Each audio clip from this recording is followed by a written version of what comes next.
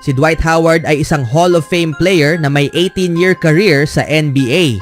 Nanalo siya ng isang kampyonato, nakapili ng 8 beses bilang All-Star at 8 beses na napabilang sa All-NBA teams sa panahon ng kanyang prime. Nakamit niya rin ang 3 sunod-sunod na NBA Defensive Player of the Year awards na nagpapakita ng kanyang dominasyon at epekto bilang isang elite center. Sa kabila ng kanyang kahangahangang resume, kamakailan ay nagpahayag si Dwight Howard ng paghanga sa pagpupursigi ng karera ng isa pang manlalaro. Kinilala ni Dwight Howard ang patuloy na kahalagahan ni Al Horford sa NBA sa edad na 39. Kasunod ng mga ulat na sasali si Al Horford sa Golden State Warriors, ibinahagi ni Howard ang kanyang nararamdaman sa social media. Al Horford inspiring me man. Same high school class and he is still going, isinulat ni Howard sa kanyang mga social media platform.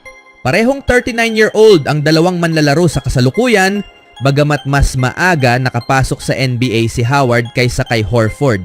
Ang alamat ng Orlando Magic ay na-draft diretso mula sa high school noong 2004 habang si Horford naman ay dumaan muna sa kolehiyo bago pumasok sa liga.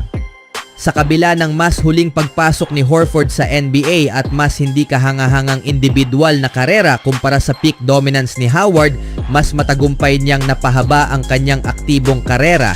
Sa susunod na season bilang panimulang center ng Golden State, papasok si Horford sa kanyang ika-19 na NBA season. Ang pagiging adaptable ni Al Horford kumpara sa tradisyonal na estilo ni Dwight Howard, ang kahabaan ng karera ni Horford ay pangunahing nakasalalay sa kanyang kakayahang umangkop sa modernong laro.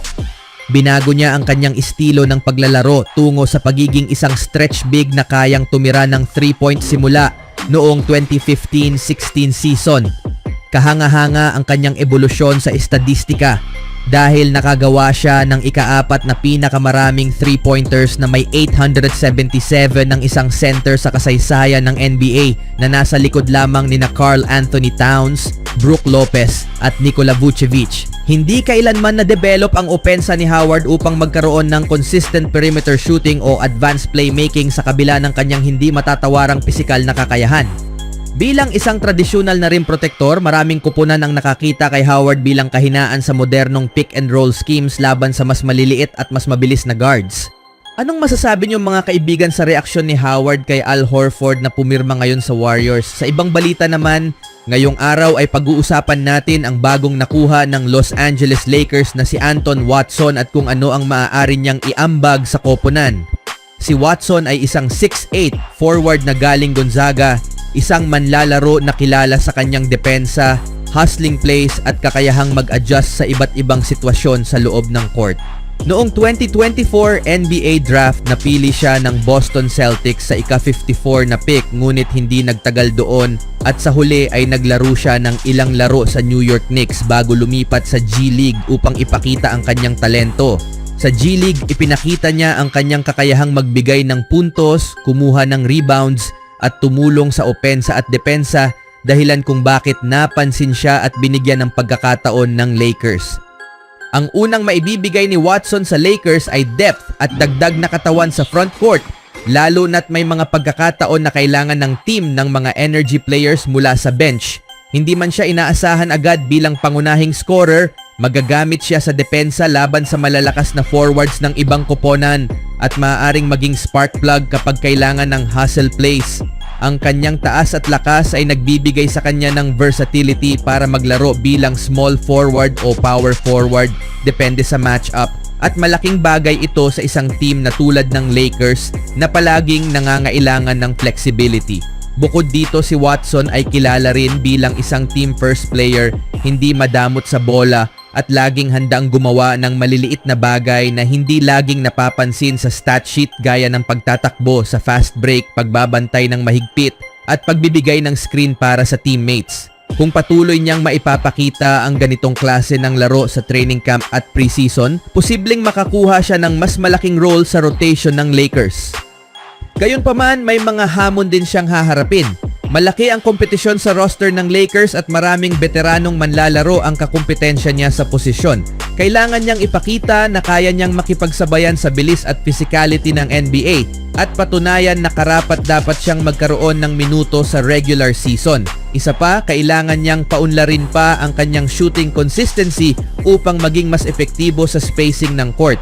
Kung makakayanan niyang lampasan ang mga hamong ito, si Anton Watson ay may potensyal na maging isa sa mga valuable role players ng Lakers. Sa hinaharap, maaari siyang maging depensibong sandata at reliable bench contributor na makakatulong sa koponan lalo na sa mga crucial stretches ng season.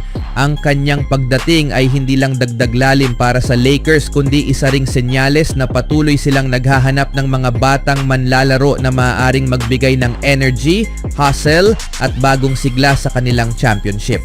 Anong masasabi nyo sa player na ito mga kaibigan? Sa sumunod na balita naman, mukhang nasa tamang landas ang Warriors upang muling makasama ang dalawang pamilyar na mukha para sa 2025-26 NBA season.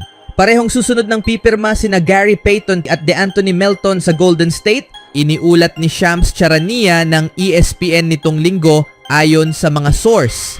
Nag-sign din ang Warriors kay Will Richards sa isang 4 na taong kontrata na may 2 taon na ganap na garantisado, iniulat ni Charania ayon sa kanyang mga ahente.